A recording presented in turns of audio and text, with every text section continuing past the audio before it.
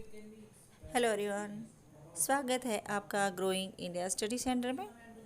इस वीडियो में वो रिपीटेड क्वेश्चंस लेकर आई हूँ जो HSSC, SSC, UPSC एग्ज़ाम में अवश्य पूछे गए हैं, जो आपके लिए बहुत ही हेल्पफुल होंगे। गाइस, क्वेश्चन पर जाने से पहले मेरी आपसे रिक्वेस्ट है कि वीडियो को अंत तक देखें, स्किप न करें, ताकि आपको सही जानकारी मिल सके। तो आज का फर्स्ट क्वेश्चन है, नील नदी के किनारे कौन सी सभ्यता का विकास हुआ? आंसर है मिस्र सभ्यता का। मिस्र अब एक देश है।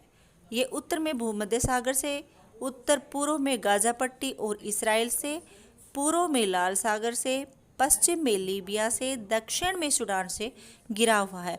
और इन सब से घिरा हुआ होने के कारण मिस्र अब एक अंतर महाद्वीपीय देश है। नेक्स्ट है, खैबर दर्रा कहाँ स्थित है?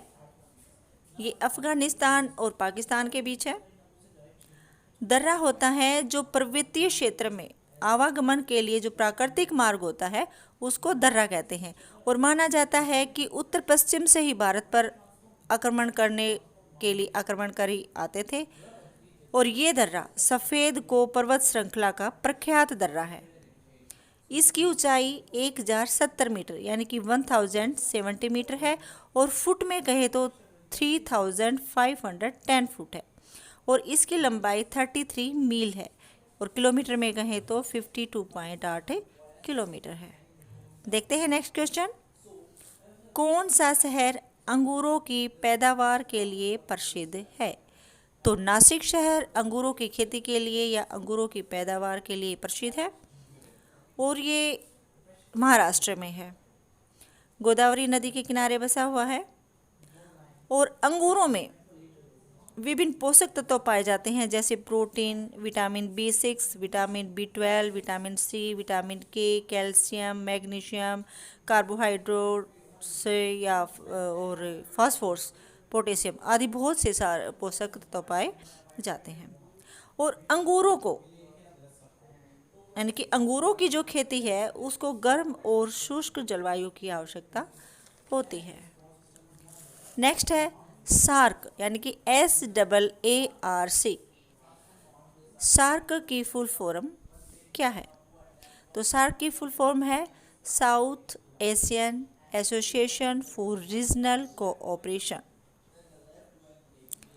जिसको हिंदी में दक्षिण एशियाई क्षेत्रीय सहयोग सरकारी संगठन कहते हैं। इसकी स्थापना 8 दिसंबर 1985 को हुई थी। और इसका इतिहास माना जाता है कि मई 1980 में दक्षिण एशिया में ही आपसी सहयोग संगठन बनाने के लिए बात उठी थी। और ये संगठन क्यों बनाया गया? ताकि आपस में सभी शांति से प्रगति हासिल कर सके। और वर्तमान में यानी कि 2020 में भी सार्क मेंबर जो हैं उनकी संख्या 8 है। जब इसकी स्थापना हुई थी तो सदस्य संख्याओं की संख्या 7 थी। तो वो 8 सदस्य कौन से हैं? अफगानिस्तान, भूटान, नेपाल, बांग्लादेश, भारत, मालदीव और पाकिस्तान और श्रीलंका। यह हमें पता होना चाहिए कि सार्क में कौन कौन से कंट्री शामिल हैं, स्थापना के समय कितने थे और अब कितने हैं। तो स्थापना के समय 7 सदस्य थे और अब 8 सदस्य हैं। पहले अफगानिस्तान नहीं था, अब अफगानिस्तान है। नेक्स्ट है, भारत में सबसे ज़्यादा बजट पेश करने वाले वित्त मंत्री कौन रहे? तो आंसर है मोरारजी देसाई। इन्होंने कुल 10 बजट पेश किए थे, जिनमें 8 पूर्ण बजट थे और 2 अंतरिम बजट थे। पूर्ण बजट होता है पूरे वित्त वर्ष के लिए जो लेखा जोखा तैयार किया जाता है कि पूरे वर्ष में क्या खर्च होने वाला है, वो पूर्ण बजट होता है। और अंतरिम बजट होता है कुछ महीने के लिए जो पेश किया जाता है। और ये बजट चुनावी जो वर्ष होता है, नई सरकार के गठन का जो खर्च होता है उसका इंतजाम करना होता है, उसकी औपचारिकता के लिए तैयार किया जाता है। इसमें कोई नीतिगत फैसला नहीं लिया जाता है। और मोरारजी देसाई के बाद जो सबसे अधिक बजट पेश करने वाले हैं वो वित्त मंत्री पी चिदम्बरम रहे। इन्होंने 8 बार पेश किया बजट। नेक्स्ट है, उस वित्त मंत्री का नाम बताओ जो केंद्रीय वित्त मंत्री रहते हुए भी बजट पेश नहीं कर पाए। तो आंसर है हेमवती नंदन बहुगुणा और केसी नेगी। हेमवती नंदन बहुगुणा 1979 और 80 तक रहे, इन्होंने कभी भी बजट पेश नहीं किया। और केसी नेगी केवल 35 दिनों के लिए यानी कि 35 दिनों के लिए वित्त मंत्री रहे। यानी कि वित्त मंत्री कहने का मतलब है इन्होंने सिर्फ देख रेख की कार्यभार संभाला था, इन्होंने भी बजट पेश करने का मौका नहीं मिला। नेक्स्ट है, पहला अंतर्राष्ट्रीय गांधी शांति पुरस्कार किसे प्रदान किया गया था। तो आंसर है तंजानिया के राष्ट्रपति को यानी कि जूलियस न्यारेरे को। और ये 1995 में दिया गया था, 1995 में दिया गया था। और इस पुरस्कार में 1 करोड़ रुपए की धनराशि दी जाती है, एक प्रशस्ति पत्र दिया जाता है और एक स्मारिका भी दी जाती है। और ये पुरस्कार उन व्यक्तियों को दिया जाता है, उन संस्थाओं को दिया जाता है जिन्होंने सामाजिक, आर्थिक, राजनीतिक बदलाव को अहिंसा और गांधीवादी तरीकों द्वारा विकास किया हो। नेक्स्ट है, भिलाई इस्पात संयंत्र कहाँ स्थित है। तो ये छत्तीसगढ़ में है और इसकी स्थापना 1955 में हुई थी। ये भारत का पहला इस्पात उत्पादक संयंत्र है और ये मुख्य रूप से रेलों का उत्पादन करता है। नेक्स्ट है, वर्तमान में यानी कि 2020 में कितने हाई कोर्ट हैं। तो 25 हाई कोर्ट हैं, 25 हाई कोर्ट हैं।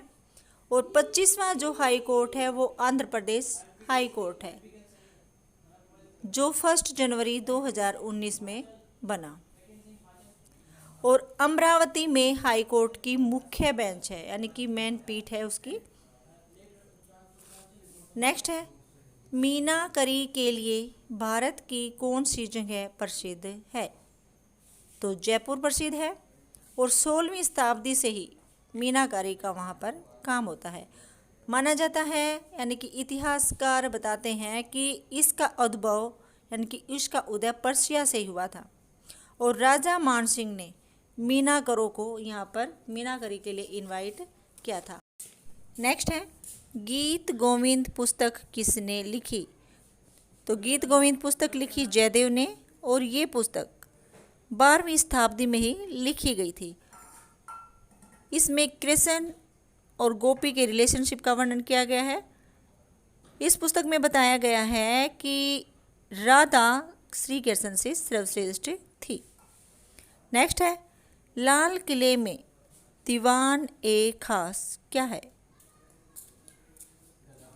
निजी दर्शकों का हाल यानी कि दीवान ए खास क्या है, निजी दर्शकों का हाल है जिसको इंग्लिश में हॉल ऑफ प्राइवेट ऑडियंसेस कहते हैं।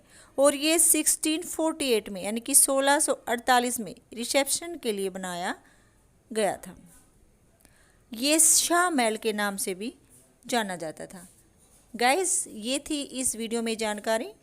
मुझे कमेंट सेक्शन में ज़रूर बताना कि वीडियो आपको कैसी लगी, क्योंकि हमें आपके सजेशंस का इंतज़ार रहता है। यदि आप चाहते हैं कि मैं किसी और टॉपिक पर वीडियो बनाऊं तो आप मुझे कमेंट सेक्शन में बता सकते हैं। और हाँ गाइस, वीडियो को लाइक, शेयर, सब्सक्राइब करना नहीं भूलना। साथ में बेल आइकन को प्रेस कर लेना ताकि नोटिफिकेशन सबसे पहले आपके पास पहुँचे। आपका एक लाइक हमारे लिए बहुत ही इम्पोर्टेंट है। मिलते हैं नेक्स्ट वीडियो में, तब तक के लिए स्टे सेफ, स्टे हेल्दी। जय हिंद, जय भारत।